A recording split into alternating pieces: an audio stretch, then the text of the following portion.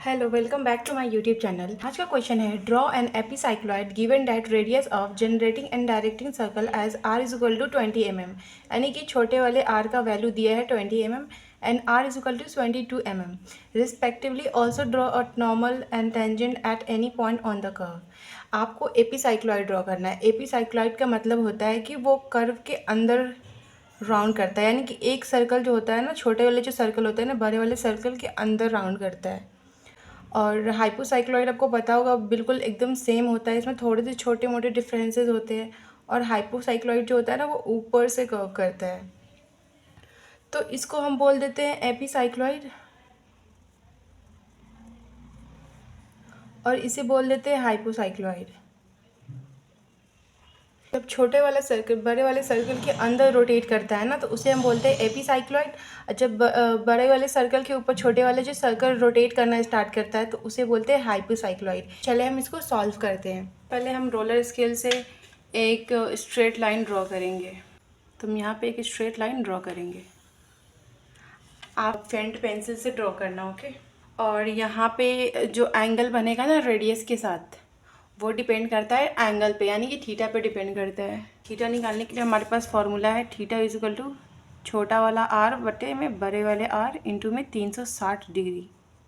Okay, तो छोटा वाला आर था 20 और बड़ा वाला आर था 72 और ये 360 था। जब इनको हम सॉल्व करेंगे तो 100 डिग्री आएगा। तो यहाँ पे हमने दोनों रेडियस से थीटा का वैल्यू निकाल लिया है। यहाँ से जो स्ट्रेट लाइन जाएगा ना, उसके बीच का जो डिग्री होगा वो 100 डिग्री होगा, और यहाँ पे हमने 100 मार्क कर लिया है। और इसके बाद जो हमारा बड़े वाले सर्कल का जो रेडियस है ना 72 mm, वो यहाँ पे हम ले लेंगे और एक स्ट्रेट लाइन खींच लेंगे। इन दोनों के बीच में ना 100 डिग्री एंगल लिख लेंगे। सो यहाँ पे मैंने डिस्टेंस की नेमिंग कर दी है और इसे हम पी पॉइंट मान लेंगे। और फिर यहाँ पे रोलिंग स्केल में 40 mm हम लेंगे, क्योंकि छोटे वाले सर्कल का जो रेडियस है ना 20 mm है और उसका डायमीटर 40 mm है। इस लाइन को हम पी पॉइंट से जोड़ देंगे और ये 40 mm का, और इसे दो भाग में डिवाइड करके 20 mm का हम कर देंगे। 20 mm का हम डिवाइड करने के बाद हम प्रोटेक्टर में 20 mm लेकर एक छोटा सा सर्कल बनाएंगे। सर्कल बनाने के बाद इसे हम 12 पार्ट्स में डिवाइड कर देंगे। अगर सर्कल छोटे का हो तो आप उसे 8 पार्ट में डिवाइड कर सकते हो, लेकिन इसे हम 12 पार्ट में डिवाइड करेंगे। और प्रोटेक्टर में 90 डिग्री एंगल दोनों साइड मार्क करेंगे परपेंडिकुलर सर्कल के सेंटर से। और इसके बाद इन दोनों पॉइंट को सर्कल के सेंटर से आपस में जोड़ देंगे और कंपास में रेडियस का लेंथ लेंगे जो कि 20 mm है, और यहाँ पे कट कर देंगे दोनों साइड। फिर यहाँ से यहाँ पे कट करेंगे, फिर इस पॉइंट से इस पॉइंट पे कट करेंगे। Exact same as it is इस प्रोसेस को डन करेंगे और फिर सारे एंगल्स को, जो भी पॉइंट्स आए हैं ना, उसको आपस में मिला देंगे। तो आप ध्यान रखना कि सर्कल को इक्वली पार्ट में डिवाइड करना। अब यहाँ पे हम नेमिंग करेंगे। 1 2 3 करके आप नेमिंग कर सकते हो, या तो आप ABCD करके भी आप नेमिंग कर सकते हो। कंपास में P से O तक का डिस्टेंस लेंगे और एक रोलिंग सर्कल टाइप बनाएंगे। 11 से O का एक डिस्टेंस लेंगे और फिर यहाँ से यहाँ तक एक लाइन खींचेंगे, और ये 11 और एक लाइन एक दूसरे को ओवरलैप करेगा। एग्जैक्टली 10 और 2 एक दूसरे को ओवरलैप करेगा, और 9 भी 3 एक दूसरे को ओवरलैप करेगा। अगर ये एक दूसरे को ओवरलैप नहीं करता है तो आपका जो सर्कल का जो डिवीज़न है वो रॉन्ग हो सकता है।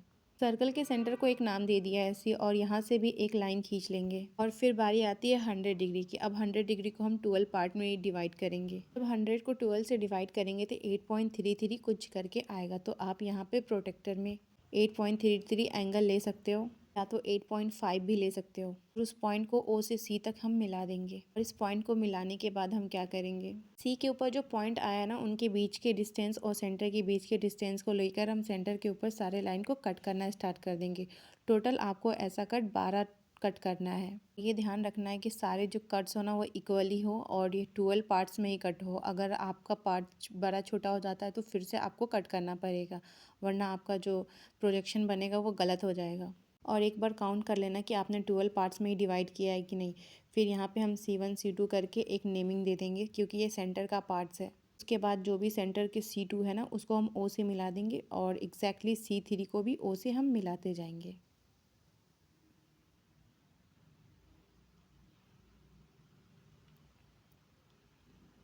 इसके बाद कंपास में हम रेडियस का डिस्टेंस लेंगे और उसे C1 पे रखकर 11 और 1 वाला जो डिस्टेंस है ना, उस पे हम कट करेंगे। एग्जैक्टली आप देख सकते हो यहाँ पे दोनों बीच में कटे हैं। फिर C2 से एक पॉइंट लेंगे और वहाँ पे कट कर देंगे।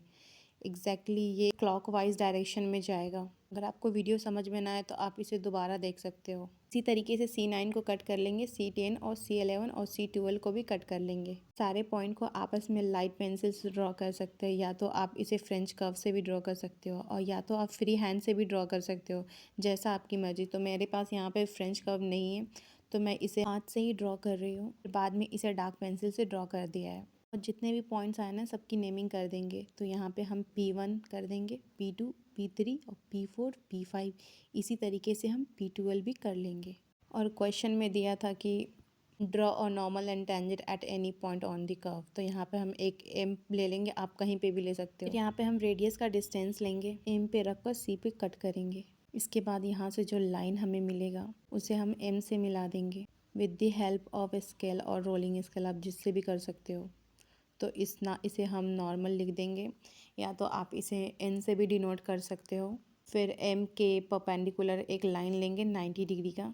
पहले हम 90 डिग्री का एंगल लेंगे जो कि एग्जैक्ट 90 डिग्री के पैरेलल होगा, और ध्यान रखना ओ वाला पॉइंट नॉर्मल के ऊपर हो। और यहाँ से एग्जैक्ट एक लाइन लेंगे एम के ऊपर जो कि हमारा टेंजेंट हो जाएगा, और इसे आप डार्क कर सकते हो।